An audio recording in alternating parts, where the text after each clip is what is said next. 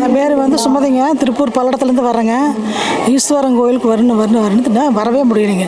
ஆனால் பைரவனை எப்படியாவது இன்றைக்கி பார்த்தாகணும்னு ரொம்ப மனசு ரொம்ப துடிச்சிட்டே இருந்ததுங்க. திண்டுக்கல்லிருந்து சேலத்துலேருந்து வர்றாங்க. இந்த இடத்துல இருக்கிற பல்லடத்துலேருந்து என்னால் வர முடியல. வந்து பார்த்தாங்க. ஆனால் சிவன் வந்து எனக்கு ரொம்ப பிடிக்கும். சின்ன வயசுலேருந்து சிவன் ரொம்ப பிடிக்கும். சிவன் எல்லாம் எனக்கு இருக்குதில்ல.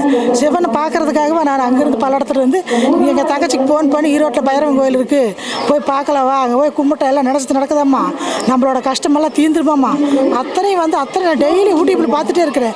ஆனால் ஒவ்வொரு நாளைக்கு அந்த சிவனை பார்க்கும்போதெல்லாம் மனசு வரலாம் இருக்குது. மாதம் ஏதோ ஒரு தடங்கள் வந்துடுது. இந்த அஷ்டமிக்கு அதுக்கெல்லாம் வரவே முடிய மாட்டேது.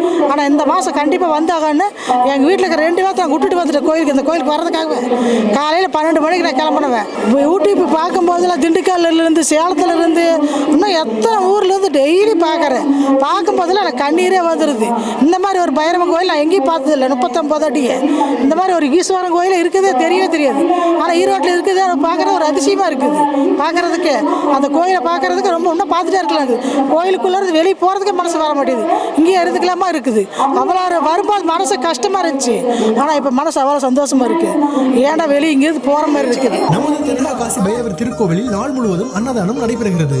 பூர்வ ஜென்ம பாவங்கள் நீங்கி உங்கள் பிரார்த்தனைகள் நிறைவேற அன்னதானம் செய்து பைரவர் அருள் பெறுக.